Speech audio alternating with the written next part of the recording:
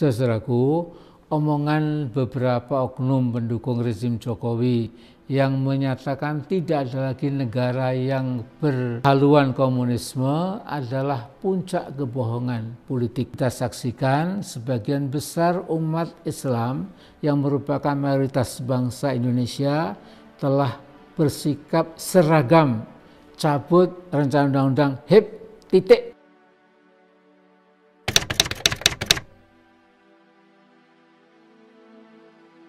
Ada fenomena yang memprihatinkan bagi banyak orang yang berpikir kritis dan mengikuti perkembangan komunisme internasional. Yang paling mutakhir apalagi ya, mengapa? Mereka prihatin karena banyak tokoh pendukung rezim yang berusaha meyakinkan masyarakat bahwa seolah-olah PKI sudah mati, sudah dikubur, dan komunisme sudah tidak laku lagi. Ya. PKI sudah jadi hantu, juga tidak ada lagi negara yang masih menerapkan komunisme, Leninisme, Marxisme. Nah, para komunis malam yang berupaya meyakinkan masyarakat bahwa komunisme sudah menjadi bagian sejarah, menjadi masa lalu, lupa bahwa di zaman internet sekarang ini seluruh informasi global di bidang apa saja sudah sangat mudah diakses oleh setiap orang. Mereka jadi buta bahwa RRC yang menjadi junjungan beberapa oknum dalam rezim Pak Jokowi pada hakikatnya merupakan kekuatan komunisme yang paling dahsyat sekarang ini di muka bumi. Bila dulu Mao Zedong atau Mao Zedong mempropagandakan dan memaksakan Marxisme sebagai ideologi tunggal RRC, maka Xi Jinping, penguasa puncak sekarang ini dan penguasa tunggal RRC yang jadi presiden dan sekaligus sekjen PKC telah mengeluarkan Xi Jinpingisme. Di antara 14 butir ideologi Xi Jinping itu disebutkan bahwa PKC memegang kekuasaan mutlak atas tentara atau militer Cina, yaitu PLA, dan mengukuhkan jabatan Xi sebagai penguasa tunggal Cina seumur hidup. Keputusan Kongres PKC itu diambil pada 2017 dan sekaligus menekankan bahwa Cina harus melaksanakan nilai-nilai asasi dari Marxisme, komunisme, dan sosialisme. Walaupun ada embel-embel sesuai ciri-ciri Cina. Perhatikan, Marxisme, komunisme, dan sosialisme masih jadi rujukan baku bagi Cina. Oknum-oknum rezim Jokowi sedang menipu rakyat Indonesia ketika mereka menyatakan bahwa sudah tidak ada lagi komunisme di muka bumi ini. Dan juga tidak perlu khawatir PKI akan muncul kembali. Kata mereka tidak ada lagi negara yang menganut Marxisme, Leninisme, komunisme, itu bohong besar. Saudaraku, kita bersyukur bahwa umat Islam tidak buta sejarah, tidak mungkin dapat dibohongi oleh omongan oknum-oknum rezim Jokowi yang sungguh tidak bertanggung jawab itu. Kita diingatkan oleh David Setter, seorang wartawan intelektual dan yang mendalami masalah-masalah komunisme. Dia menulis bahwa selama 100 tahun, 1917 sampai 2017, kaum komunis telah membunuh sekitar 100 juta orang yang dipandang sebagai musuh komunis. Lebih terinci lagi adalah temuan yang cukup otentik dari seorang guru besar yang mengajar di Universitas Indiana, juga di Yale dan Universitas Hawaii, bernama Rudolf Joseph Rummel. Dia sudah meninggal sekarang ini, yang mendedikasikan seluruh karir akademiknya untuk mendalami komunisme internasional, dan ia mencatat jumlah pelenyapan manusia atau demosida atau genosida oleh kaum komunis sebagai berikut. Cambodia tahun 75-79 yang terbunuh 2 juta lebih sedikit. Di RRC, ini luar biasa, tahun 49 sampai 87, 77 juta 277 ribu. Ya. Polandia tahun 45 sampai 48, 1,5 juta. Korea Utara 48 sampai 87 1,5 juta lebih. Vietnam 45 sampai 87 1,6 juta. Yugoslavia tahun 44 sampai 87 1.072.000. Uni Soviet tahun 17 sampai 87 61 juta. Nah, ketika Pol Pot, tokoh komunis bengis menguasai Kambodia selama 75-79, ada sekitar 2 juta rakyat Kambodia yang dibunuh secara sadis. Bahkan untuk menghemat peluru, musuh-musuh komunis itu dipenggal kepalanya pakai kapak. Jumlah yang dibunuh itu berkisar 25% lebih dari seluruh jumlah penduduk yang mencapai 7,8 juta. Masya Allah. Ya. Akankah kita biarkan Neo PKI bangkit dan kemudian mempraktekkan keberingasan dan kebiadaban yang khas komunis yang akan menyasar seluruh orang yang dianggap anti komunis? Apakah demikian loyonya bangsa Indonesia, termasuk mungkin sebagian umat Islam, sehingga tidak mampu mengantisipasi kemungkinan kebangkitan Neo PKI yang sangat berbahaya itu? Saudaraku, sesungguhnya kita beruntung memiliki pakar ahli PKI atau komunisme, yaitu saudara kita Ustadz Alfian Tanjung.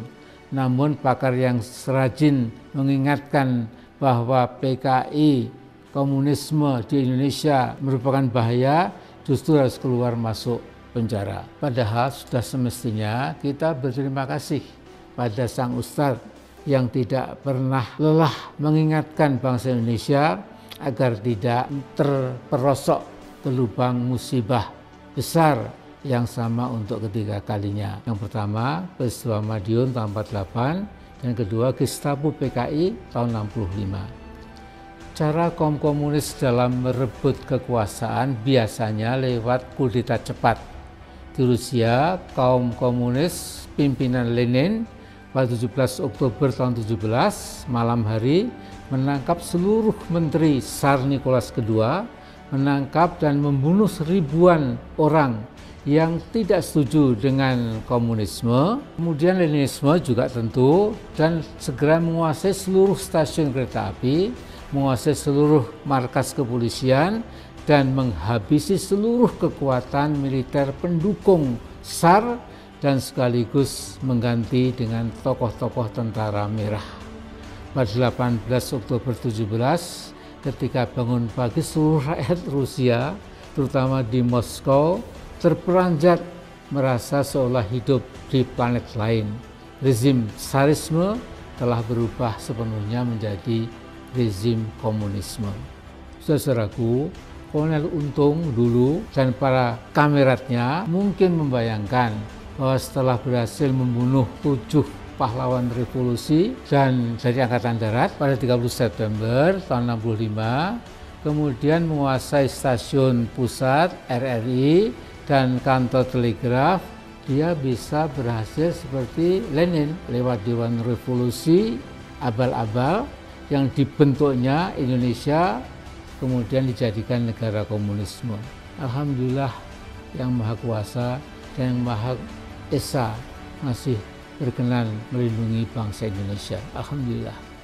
Saudaraku, omongan beberapa oknum pendukung rezim Jokowi yang menyatakan tidak ada lagi negara yang berhaluan komunisme adalah puncak kebohongan politik. Paling tidak sekarang ini ada 6 negara komunisme sejati yang masih berjuang teguh dengan komunisme, Marxisme, dan Leninisme dengan nuansa perbedaan di sana sini, yaitu misalnya Cina, Vietnam, Korea Utara, Laos, dan Kuba.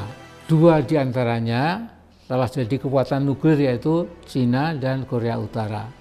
Dan jangan lupa, Cina makin lama makin jadi kiblat ideologi politik dan ekonomi buat rezim Pak Jokowi. Sementara Rusia yang ke-6 mengalami kambuh massal, mereka nostalgia kembali ke komunisme. Saudaraku, kekuatan-kekuatan komunisme malam di Indonesia dengan difasilitasi oleh sebuah partai besar di DPR dan berkoordinasi dengan rezim Pak Jokowi membuat rancangan undang-undang haluan ideologi Pancasila HIP yang seperti kita ketahui telah memantik reaksi luar biasa luasnya dari kalangan umat Islam. Kita saksikan sebagian besar umat Islam yang merupakan mayoritas bangsa Indonesia telah bersikap seragam cabut rencana undang-undang HIP titik. Umat Islam dengan pengetahuannya, firasatnya, dan pengalamannya berkesimpulan bahwa di balik rencana undang-undang HIP itu adalah strategi comeback-nya PKI dengan dukungan utama dari Partai Komunis Cina. Saudaraku, bukan saja para kader partai besar yang berkuasa dewasa ini di negara kita telah sering melakukan saling kunjung dengan PKC di markas besar mereka di Beijing, tetapi juga sebagian ulama vokal yang populer di medsos juga sudah berkunjung ke markas PKC di Beijing difasilitasi oleh Presiden Pak Jokowi. Sepulang dari Beijing, beberapa ulama ini ditanya oleh temannya, Bung, antum mengapa tetap pergi RRC? Padahal Habib Rizik Syihab kan sudah melarang Anda semua. Jawaban mereka, memang, tetapi hikmah perjalanan ke Cina dan berkunjung ke markas besar PKC sungguh sangat besar. Itu kata mereka. Ya. Mereka menyatakan sangat takjub dengan kemajuan ekonomi Cina dan berkesimpulan komunisme di sana menjadi dasar penggerak kemajuan Cina, maka Islam dapat dijadikan penggerak pembangunan di Indonesia. Namun ada yang mereka lupakan, bahwa pikiran dan sikap istiqomah mereka sedang ditumpulkan, sehingga paling tidak sikap mereka menjadi lunak dan lembek serta lupa bahwa komunisme dari ujung kaki sampai ujung ubun-ubun bertentangan dengan secara diametral bertentangan dengan Islam. Bahkan salah satu dogma komunisme yang paling penting adalah permusuhan kepada agama-agama, terutama agama Islam. Saudaraku, namun kita bersyukur bahwa para ulama tadi hanya khilaf dan sekarang sudah kembali ke pangkuan umat, bahkan sudah menohok rezim HIP itu kemudian dibatalkan sesegera mungkin titik. Bravo pada para ulama kita itu.